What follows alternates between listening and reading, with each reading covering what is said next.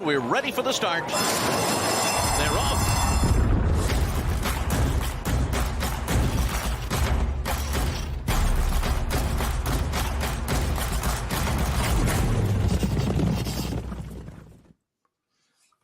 And welcome in, everybody, to It's Official, the weekly banner and replay show where we look back at 5 hot topics in the racing industry. Alongside Jeff Siegel from Santa Anita and First Bet, I'm Jeremy Plonk with First Bet and Express Bet. Jeff, we've got a big week coming up this week. Of course, on Saturday, it's Big Cap Day in your backyard at Santa Anita, part of the first racing tour. Should be a fantastic day of racing, and we've already got entries drawn. That's fun.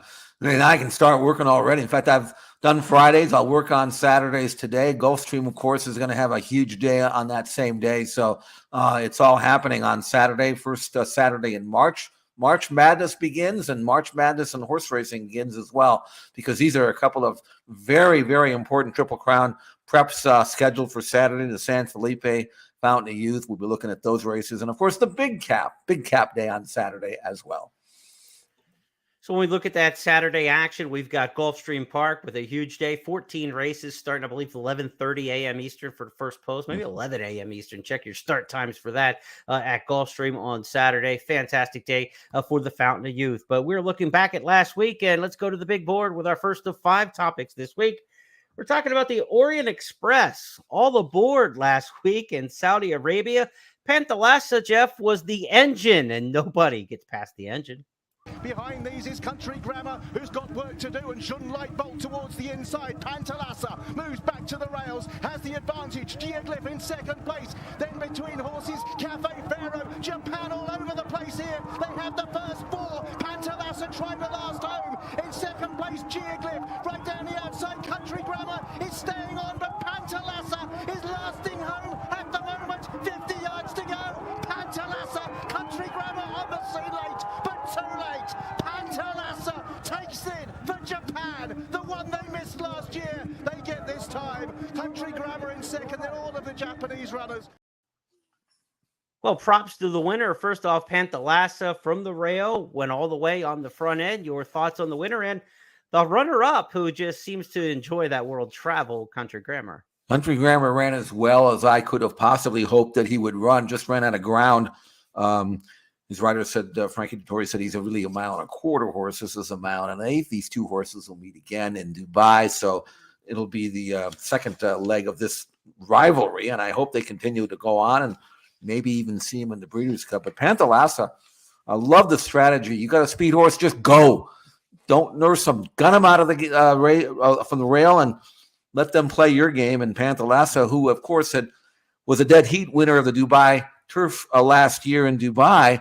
He'd had one prior race on the dirt. This was his 25th lifetime start. Maybe he's always wanted to be a dirt horse. Right. And today on the front end, Jeremy, on this race, he wired the field.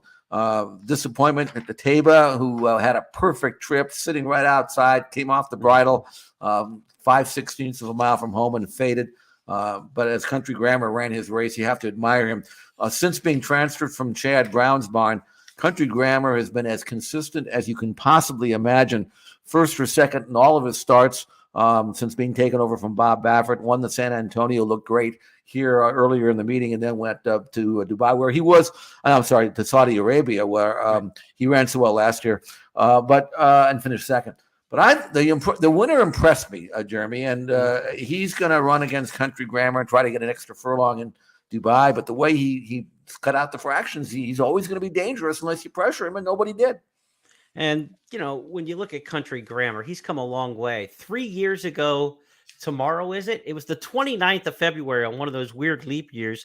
But 3 years ago at this time, Country Grammar was 5th in the Fountain of Youth Stakes. The 4 horses who beat him that day, Ete Indian, Candy Tycoon, As Seen on TV, and Shotsky. Since then, the story has changed for Country Grammar. He's now earned $14.7 million. Only Gunrunner and Arrogate have earned more than $15 million as exclusively American horses. He is in rare air there, and what a change in career. He's only 5 for 15 lifetime, but for Country Grammar, $3.5 million added to the kitty for running second. Not a bad first half of the road trip. Of course, he'll go to Dubai next to the Dubai World Cup, where any good placing at all is going to put him right up there with Arrogate. If he wins it, obviously, he'll overtake Arrogate. If he runs second, he's going to be right on the doorstep of being the richest American horse ever. And you would not have thought that about Country Grammar 3 years ago this week, 9 lengths behind in the Fountain of Youth. And really, there was no big upside to look forward to. And here's a horse who's a full horse, 6 years of age. And Country Grammar, he's worth way more as a racehorse than he is a stallion. His outstanding portfolio notwithstanding, I mean, I don't think anybody's going to be standing in line to breed to a son of Tonalist. But Country Grammar, as long as he is sound, all he has to do is running these 2 races, and that's way more money than he's going to be competing for here in the States. Right.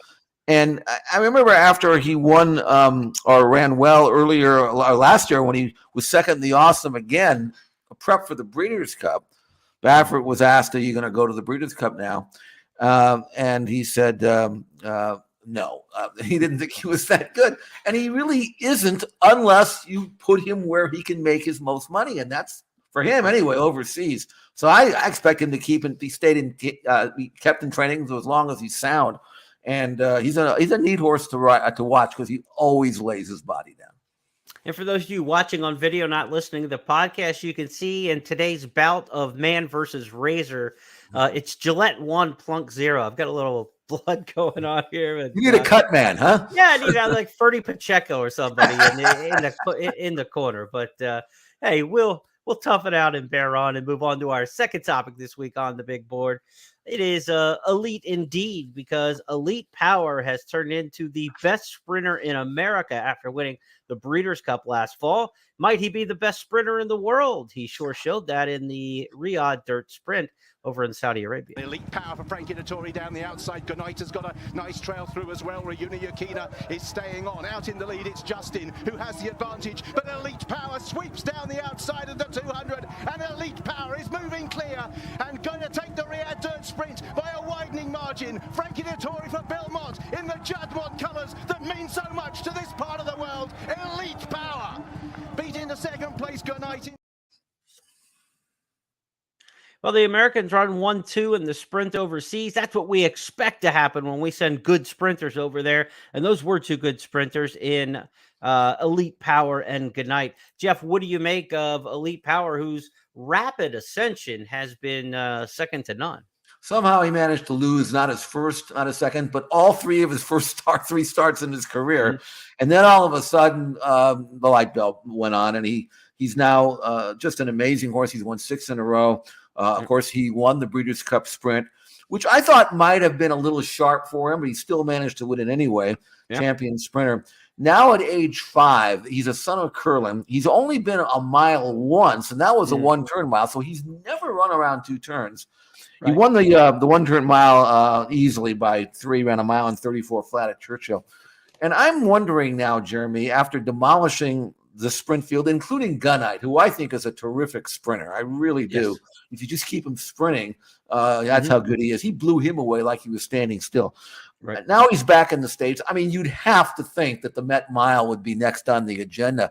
But after that, why wouldn't you give Elite Power the opportunity to run over a distance of ground? Again, by Curlin out of a really top-class race mare, Broadway's Alibi, a stakes winner, second in the Kentucky Oaks. Great family for Juddmont. And into the fall of this season, if he's as good as I think he is, I mean, who's to say that he couldn't be just as good over a distance of ground? I mean, this was the best race to me run in Saudi Arabia last weekend.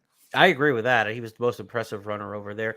And when you think about a horse that's brilliant like this and their chance to get a route attempt, it seems like the Whitney at Saratoga. We mentioned this in a show last week, but the Whitney at Saratoga seems like that kind of race that historically is friendly to horses like this that are brilliantly fast. Let's see how far they can go. I think the 1 1/8 of the Whitney at the Spa, with the configuration of that racetrack to run into the turn, how it favors some speed, I think that's a good thing for a horse like Elite Power. So let's see. Let's get him, maybe to the Met Mile, and then look maybe at the Whitney as a race where we can see Do we go even longer and try to be a classic kind of horse, or do we keep him at more of the sprint and middle distances? But there's nothing in his pedigree whatsoever that says he should be as good as he is now at what he's doing. It actually says he should be better going a little bit longer. So very, very impressive. He's not the only sprinter in Belmont's barn right now either that has impressive credentials, because Candyman Rocket got back to the win column in Stakes Company over the weekend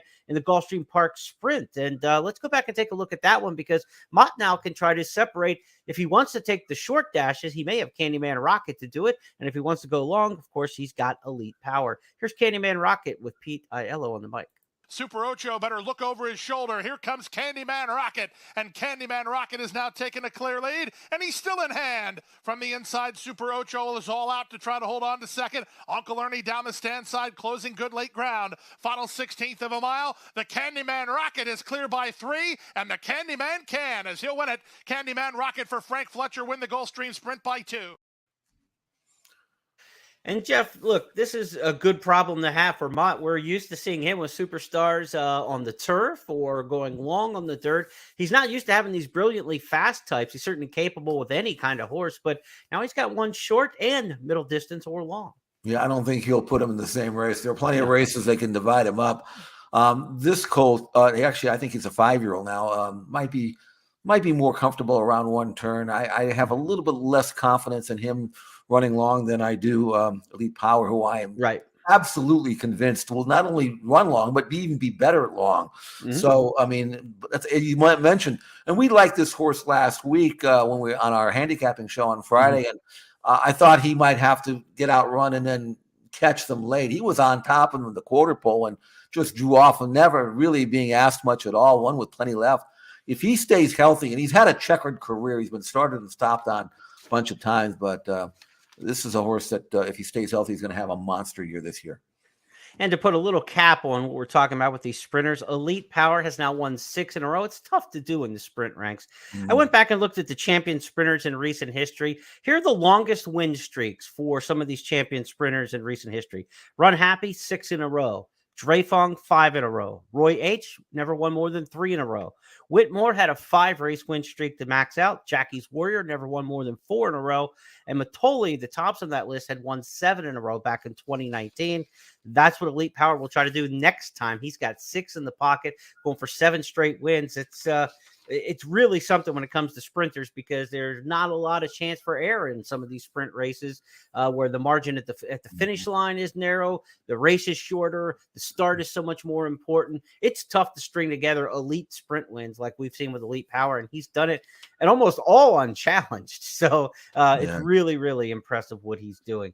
Let's go to our third topic this week on It's Official. Our Triple Crown tracker is in high gear. Had a couple races last week to take a look at, one across the globe in the Saudi Derby. But more importantly, I think towards the Kentucky Derby, Preakness, and Belmont Trail was what we saw at Oaklawn Park in the Rebel Stakes last weekend. It was Confidence Game and Keith DeSormo getting the upset victory. Let's go back and take a listen with Vic Stauffer. Confidence Game is 3 deep. 2 back to Gun Pilot. Talladega is next. Reincarnate still has a long way to come. And Giant Mischief off the top of the turn is joined by long shot Confidence Game. And Confidence Game is now a length and a half in front. Reincarnate is trying to split horses to the outside. And Red Route 1 from the back of the pack. It is Confidence Game. Red Route 1 moves into second. Confidence Game, Red Route 1, Confidence Game. The 63rd Rebel goes to Confidence Game over Red Route 1. Reincarnate was third and Verifying finished 4th.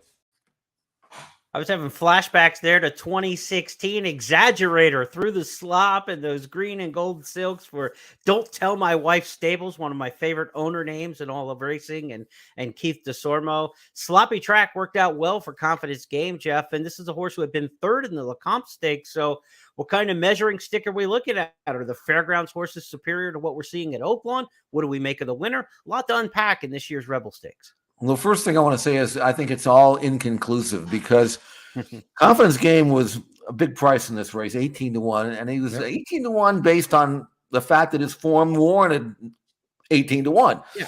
And now he shows up here and wins this race, 94 by our number, a career top. It's a solid number, not flashy, but good enough this time of the year. but it was accomplished over a wet track. And I can tell you, I learned a long time ago that when horses look good on a wet track, it doesn't necessarily mean they're going to be just as good on a fast track. Exaggerator being the example. I think Exaggerator won 3 Grade 1s that year. All of them were on wet tracks. Right. On fast ground, not so much. So I don't know how good Confidence Game is. He ran well, taken at face value. If that race had been on a fast track, then I could have maybe trusted the form a little bit more. The fact is, I just don't know. And here's another thing about him. Maybe I'm a little bit of a snob when it comes to this, but here's the problem I have with Confidence Game. It shouldn't be any problem, and probably it isn't. But here's a horse by Candy Ride, and out of a half sister to Zenyatta. Sold as a yearling for $25,000. That's a ham sandwich for most of these guys. The big guys are going to look at this horse, and they're going to reject him, and nobody bid on this horse. Even the breeder didn't want him.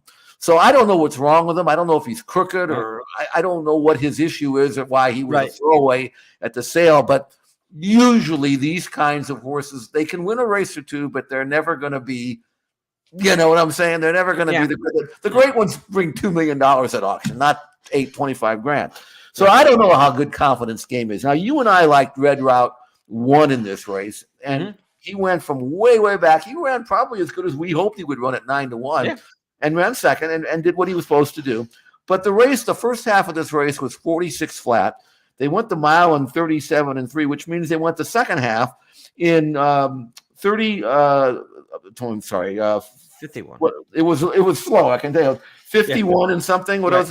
So it was kind of a race that fell apart, quite frankly. And so when you come from way back like Red Route 1 did, and even Confidence Game, it was closer to the pace. And it's an off track. I am not going to trust the results. I'm going to say, show it to me next time on fast ground, because it wasn't that great a race. Reincarnate ran well for third, but we talked about this last week. I never thought he was like all that, right.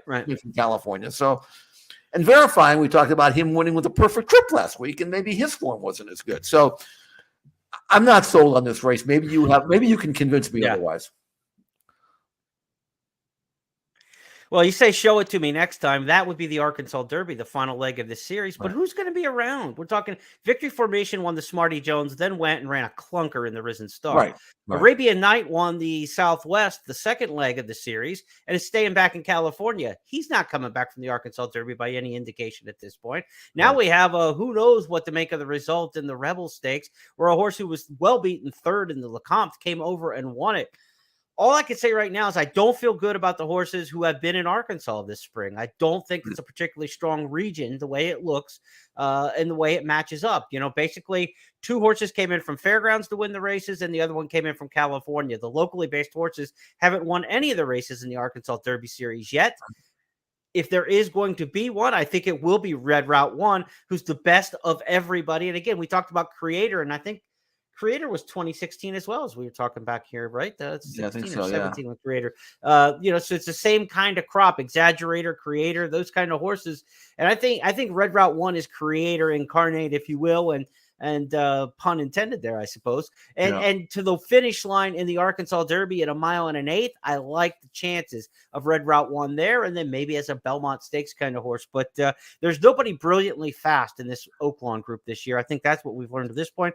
And I think the win here by Confidence Game, certainly if you like Instant Coffee, a horse I do like who won the Lecomte, you got to feel better about it. The horse who was well-beaten third behind Instant Coffee just came back and won this. Some other horses that Instant Coffee's run against have come back and run well. He's held pretty good company line to this point, and we'll see what he does. Probably final start for Instant Coffee will be the Louisiana Derby for Brad Cox. We had some other 3-year-old action across the globe in the Saudi Derby last week. Let's go back and look at the stretch run where the American having a meltdown. Last year's Del Mar Futurity participant was trying to stretch his speed to the mile in the Saudi Derby. Let's go back with the replay and see how it shook out. Hanging tough over on the far side, having a meltdown. Commissioner King on the near side. The two are still locked in combat. They remain about 4 to 5 lengths clear as they race inside the final furlong. Both are weary horses. Dermot Takage is trying to stay on with Continua, having a meltdown, and Commissioner King, the jewel for the Derby. Commissioner King in the final bound. May well have beat, having a meltdown.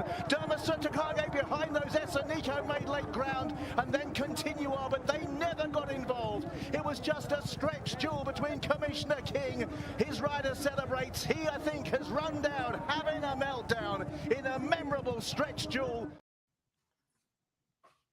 They kind of gifted having a meltdown the lead in that San Vicente, if you remember, with basically stablemates involved in that race. Right. He had to work much harder throughout this race, and I think he actually proved himself well and acquitted himself well, because I thought he was a little fraudulent getting the easy lead handed to him in the San Vicente. But this race across the globe, a mile long, or an eighth of a mile longer to the 1 mile distance, I thought he ran pretty darn well in here. He is not a Kentucky Derby horse in terms of distance, but up to middle distances, I think he's very effective, and this was a good effort for having a meltdown.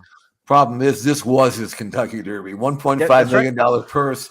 He sent there to win it, because I'm not sure he's ever going to run in a race that has that kind of purse. I mean, he's supposed to win this race, and the horse that beat him, Commissioner King, a $9,000 purchase in January of 2021. He was sold as what they would refer to as a short yearling. You know, he practically 2 months over. He just turned a yearling, and those are usually horses that are guys that just want to dump them. You know what I'm saying? They just get rid of them. Right. I don't even want to pay money on. I can sell him as a yearling next September, but he's not going anywhere. He doesn't, you know. So the bottom line is Commissioner King coming out of nowhere. He had won two of his 3 races. But who the heck knows who he's running with over there? Right. You know, so I don't know. But he won. He won nicely. I think having a meltdown's a very solid 3-year-old up to a mile, maybe 7/8. But you're right. There's no, and maybe they're going to talk about Commissioner King as maybe being a Derby horse, but there's nothing in here that I think we have to put on the list quite yet. No, and the 3 dots go next to the UAE Derby, you know, as you're writing the story for these horses. The UAE Derby, of course, will be a mile and 3/16, a much different test than this 1/3 or this mile race in Saudi Arabia. And so I would have to think the Aidan O'Brien, the Coolmores, the people who typically run a horse from Europe in the UAE Derby have got to be feeling good about themselves, about what they might be able to put there. And if we get a horse from the UAE Derby to come and run in the Kentucky Derby this year, my thought is it probably comes from Europe, maybe one of the Japanese horses. But the Japanese horses in the Saudi Derby were not stellar. It's about the only race they weren't stellar in Saudi Arabia over the past couple of years. But, you know, I think if you're going to get a UAE type horse to get into this year's Kentucky Derby, it'd be one of those Coolmore Aidan O'Brien types. I'll tell you, a horse is going over there is Worcester. He's a maiden, if you can believe that. But I don't think he's ever going to show his best until he runs a mile, an 1/8 mile and a quarter. And I think he's going to be. I'm pretty sure he's going. So that's a American California horse that we can look at for sure. But again, when you offer $1.5 million, it's kind of enticing to go over and get it, because some of these horses, they're never going to get a chance trying to get that kind of money. You know, so anyway, we'll see what happens down the road. But thought we'd talk about you don't have to pay $3 million to get a nice 3-year-old. You can buy one for $9,000 or $25,000 if you want to take them to Arkansas and run them there. So there are good cheap yearlings out there. You got to get lucky though. There are some value to be had. And we just saw Silver Charm, right? A $17,000 purchase, I believe. And Silver Charm just celebrated his birthday the other day. So a bunch of that on social media. Let's talk more on our Triple Crown tracker about races coming up this weekend. It's the 77th running of the Fountain of Youth Stakes on Saturday at Gulfstream Park. Again, as part of the first racing tour. Huge day of racing action. They've got a mandatory payout in the Rainbow Six coming up on Saturday at Gulfstream Park that this Fountain of Youth will be a part of. The carryover right now is $1 million coming into this week's racing, a little over $1 million in carryover for the Rainbow Six. It is not a mandatory payout early in the week. So if this thing carries to Saturday, track officials expecting $8 million to be bet into the Rainbow Six as the estimated pool. So be sure to get your handicapping groove on for Saturday. Jeff, Fountain of Youth Stakes has a nice size field of 10, a pretty interesting group, but none more interesting than the Breeders' Cup Juvenile winner Forte making his 3-year-old return. What do you make of the Fountain of Youth as we sit now, 5 days out? Well, I think Forte is a good horse. I'm not saying he's a great horse. He'd be the kind of horse that I would normally try to beat in a race like this. I've watched him train as you have. He doesn't look cranked up to me. He looks fine, but I don't think they've, tightened the knot yet. I mean, I think Todd wants to get a good race out of him and not going to worry too much he gets beat. If he were undefeated, they probably would want to try to keep him that way. but Yeah. he's not. So what's another loss? I'm going to hurt him. Just use this race for what it's supposed to be, a prep for the next one, and whatever that might be, Florida Derby or whatever. But I looked through the field here, Jeremy, trying to find, okay, this is a horse I can bet against Forte. Honestly, I couldn't find one because I don't think this is a strong field. You've got some, first of all, I didn't think the Holy Bull was that great of a race for one thing. Right. And so I didn't want to take anything out of that. There's a couple of horse Blazing Sevens. We have not seen him since the Breeders' Cup Juvenile, and it was a distant fourth behind Forte. So I went horse by horse, and I said, I don't think Forte really has to be 100% to win. I like where he's drawn, going to get a good trip. He did win his debut, so we know he can run well fresh, and I doubt he was drilled hard leading up to that race. So maybe he's the kind of horse that doesn't need all that much. So it would be nice to see Forte to go out and justify or verify his juvenile form as the champion, and then go on from there. I expect him to win. I will be disappointed if he doesn't, because I don't think there are any monsters in this race. Just in the bit of handicapping that I've already done. Yeah, we'll knuckle down on this by Friday when we do our first call podcast on the weekend and preview all the big races on the first racing tour for Saturday. But I'm going to give you a little early one here. The 7 Mage. This is the son of Good Magic. Really impressive in the career debut. Gets in light with 119 pounds. There's not a lot of speed in the race. First time stretching out is always a good thing. You and I have talked about that before. If they're going to win on the stretch out, first time can be the way to go. And this horse is fast. And we'll see how far he can go. Good Magic ran third in this race, coming off his Breeders' Cup Juvenile back in the day. So Gustavo Delgado, I believe the trainer there. Javier Castellano is riding like he's 25, 30 years old again. I mean, he's really having a good winter this year. So Mage, however you want to say it, I think this is an interesting performer. That's the only one, because like you say, of the others, you're like looking, can any of these horses beat Forte? And you kind of go, nah. As you go through the list, this is the one who's the X factor. He's only had the one career start, but a mile and 16th at Gulfstream, short run to the first turn, short stretch. It sets up for a horse who's kind of a sprinter on the stretch out a lot of times. So that's one that I may end up picking on top for Countdown to the Crown. And by the time we get to our first call podcast at the end of the week, but he's got my attention as we hit Tuesday. Okay. Well, I will give him a second look. I saw his maiden win. I liked it. Yeah. I know it's tough for a horse like this to make that jump, but I'm gonna see if I can get a little bit more in tune with him, and then maybe, because I know what the others are. Right. I think I do. But this one we don't. This Right. one, he might be much better than I give him credit for. And I thought he was a good winner, but I didn't think he'd step up and win the Fountain of Youth, but maybe he will. So maybe you're onto something. I will definitely check him out. Important to look at XBTV for the library of workouts for the Fountain of Youth, as well as the San Felipe, which will be run on Saturday, to see which one of these 3-year-olds are moving forward. We've got the exclusive workouts in the morning for you with XBTV. San Felipe on Saturday, part of the undercard, race number 6 on Big Cap Day. Santa Anita Handicap will wrap things up a little later in the afternoon. But as for the 3-year-olds, we're on our Triple Crown tracker part of the show. We talk about the San Felipe, Jeff, a field of 11 in here. Tim Yakteen ends up with 5 in the entry box, 4 of those former Bob Bafferts. He's got one of his own, Impractical Move. He adopts 4. He became Nick Zito overnight with 5 horses in a derby. But what do we make of this year's field for the San Felipe? Surprising number of entries in the box. When we've seen a lot of 4, 5 horse fields on the West Coast, it's good to see them all together here, and some new faces as well. This is one of the more fun San Felipes we've had in recent years, because previously it was which one of the 5 Bafferts are you going to bet on, And while many of these are ex-Bafferts, they're not Baffert anymore. Throws a little bit of a wrinkle in here. Yeah. I haven't completed my handicap on this race yet, but I just want to make a couple of quick observations. We'll get into this much deeper on Friday, because there's some video that I want to show on Friday that might help the handicapper with regards to workouts.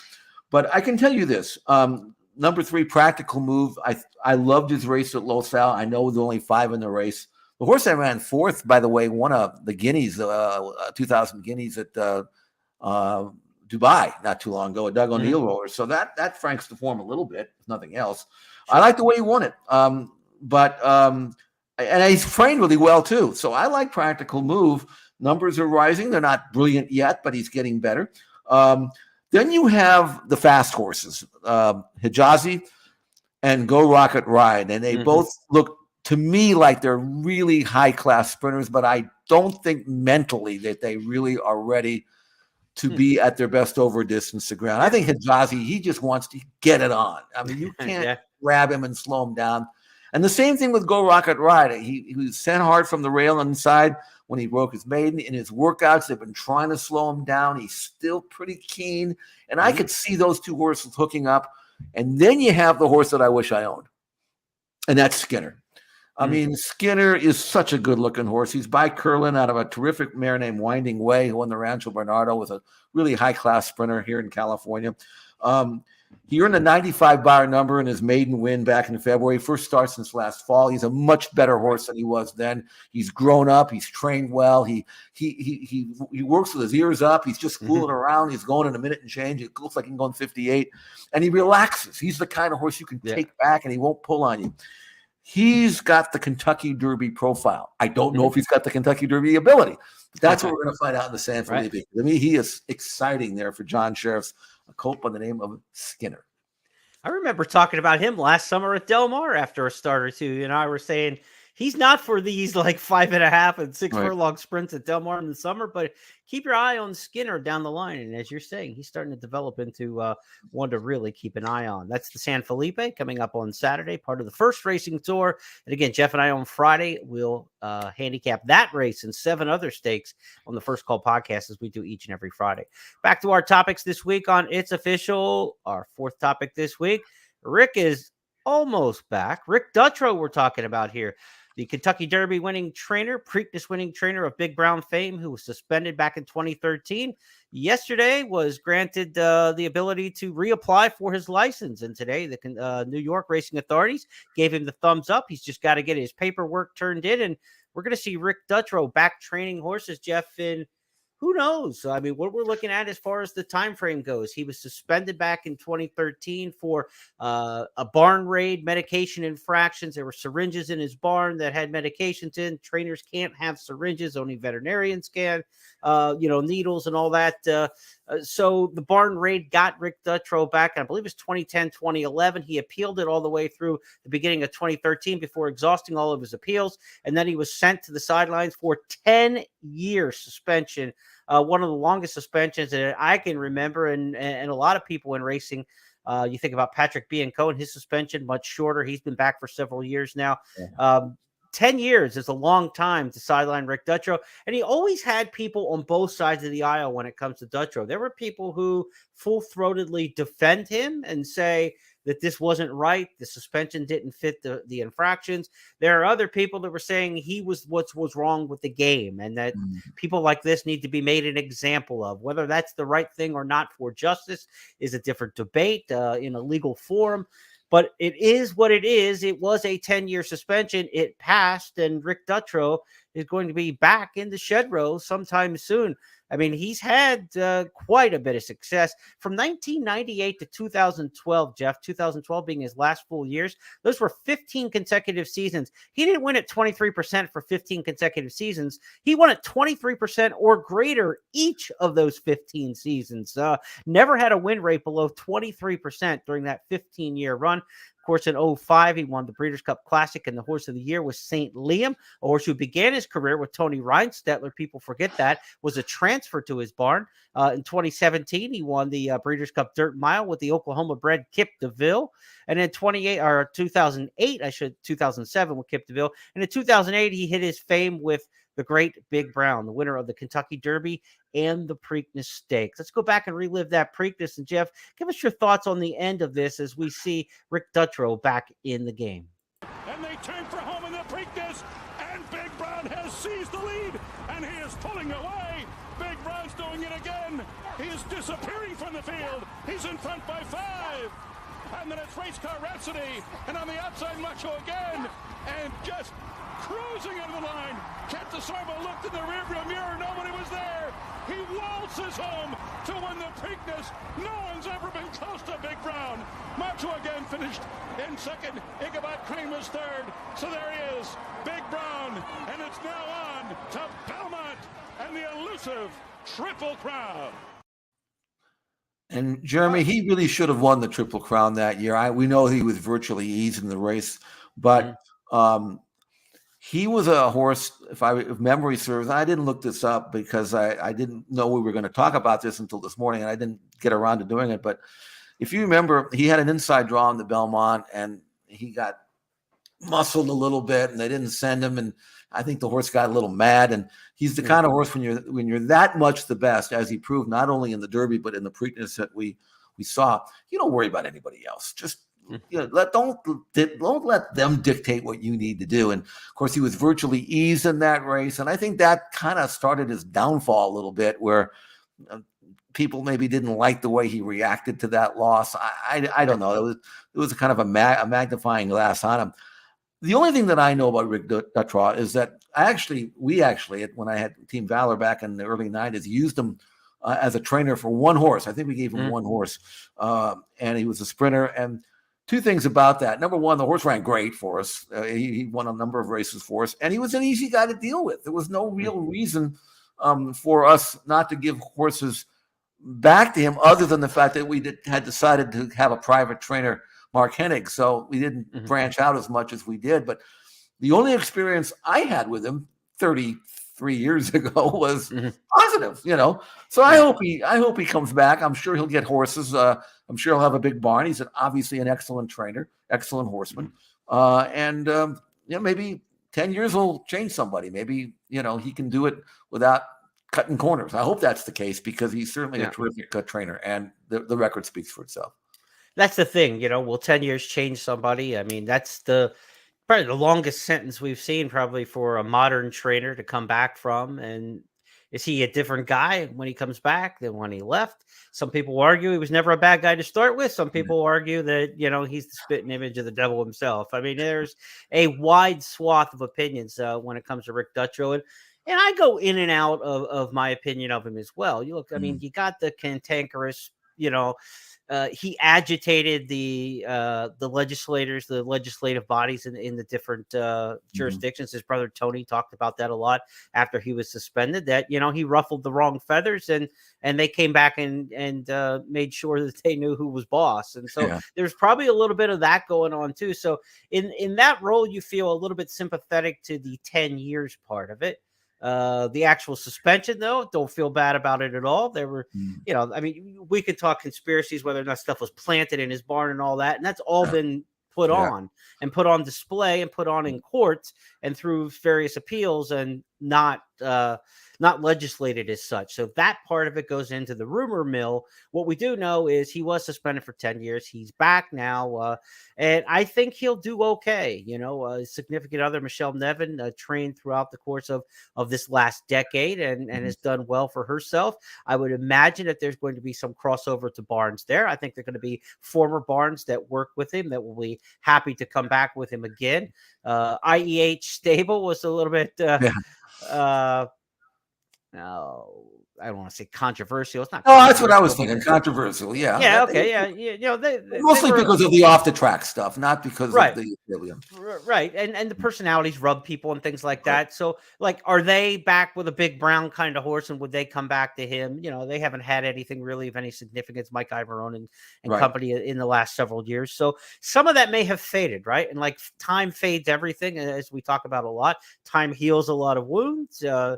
And there will be some forgiveness, and I'm a forgiving person as a Christian and everything like that. I want him to be clean. I want him to do well. And if his 10 years is enough time served, which is as long as anybody's been sentenced for any training violations, if you're not going to ban people forever from the game, then 10's about as long as it's going to be. He paid his time. Let's see what he does, but the leash will be short, right? And that's the thing. If there's anything that people don't feel is on the up and up, he's not going to be given much leash whatsoever, and that's deservedly so and earned, given what he's done over the years. Let's go to our fifth and final topic this week on It's Official. It's our Stars of Tomorrow segment.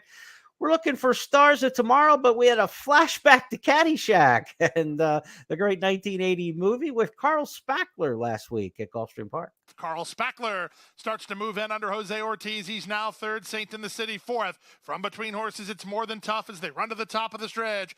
Gotta like him, has the lead. And on the outside, Carl Spackler says, okay, I guess we're playing for keeps now as he sweeps forward to take the lead. Carl Spackler front and center. I guess the kidding around is pretty much over as Carl Spackler is just a matter of putting lengths between him and everybody else to teach him a lesson. Carl Spackler, rejoice. Carl Spackler is in front by 7 in the end.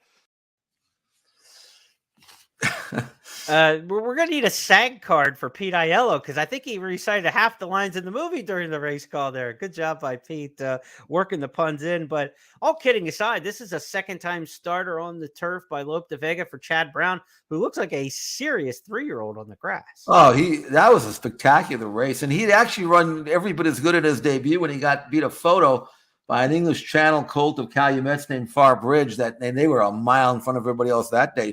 Blistering race, beautiful mover, bred to be any kind of grass horse, and he was a short price for a reason. And the way he lengthened out, margin of victory 6 3/4 lengths, but last 8th and 11 and 2 fast. The last quarter in pretty close to 23 flat. So I think not the most glamorous division, 3-year-old turf horses right now, but Carl Spackler of Caddyshack fame, Bill Murray in that, and most of the lines in that movie were ad-libbed, by the way, according to what I read. So it was just one long Saturday Night Live skit, basically.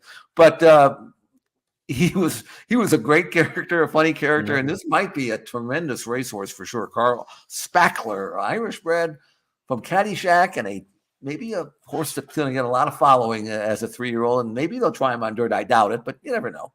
Yeah, he's by Lope de Vega, who's all turf, and the same sire of Newspaper of Record, who Chad Brown had a lot of success with. Newspaper of Record, of course, and the Dam Zendaya was a Grade 2 winner for Chad Brown, so he knows this family really well. He knows what they could do. I say they stay turf. Crown Royal American Turf on Kentucky Derby Day, those kind of races like that. The Belmont Turf Invitational, the Saratoga Derby Invitational.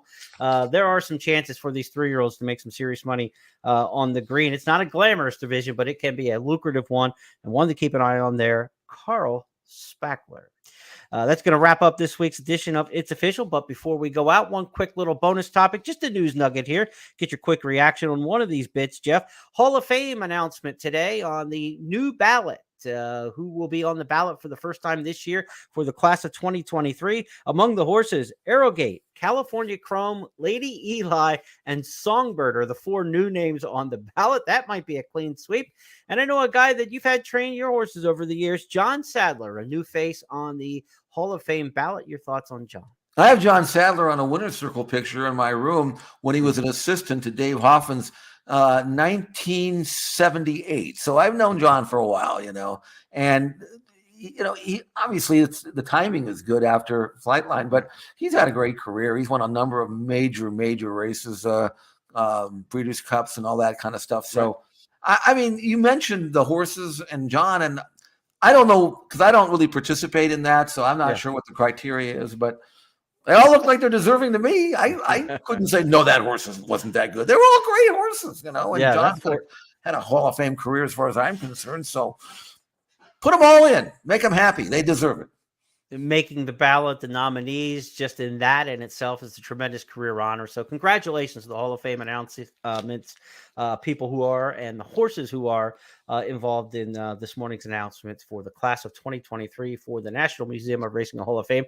Great place right across the street from the racetrack at Saratoga, right there across the street on Union Avenue. If you're ever up there, be sure to check out the Hall of Fame. Highly recommended from yours truly. That's going to wrap up this edition of It's Official. Our 5 topics are now in the books because Jeff Siegel and I said so, and we'll do it all again a week from today, every Tuesday. But between now and then, we get out the printed out past performances and our handicapping sheets and our workout videos and get to work on handicapping for Friday's First Call podcast, where we'll look at 8 weekend stakes races and what a weekend it's going to be. Big Cap Day at Santa Anita, Fountain of Youth Day at Gulfstream Park. It's the first racing tour, 4 to 6 Eastern. You can watch it all on CNBC and, of course, play it with ExpressBet and First Bet. Jeff and I will help you on the handicapping end on Friday. Jeff, you going to get to work? Yeah, I have to. Big fields, both tracks. I mean, was that 14 races or something at Gulfstream? 12, I think, at Santa Anita. I mean, lots of work. But the good thing is they drew them early. We got all weekend, Monday, Tuesday, Wednesday, Thursday, and then Friday to handicap. No excuses, Jeremy. We should nail this. Both tracks. No, we should. Not every winner, but most of them. We'll see you on Friday. Good luck, everybody, with your handicapping.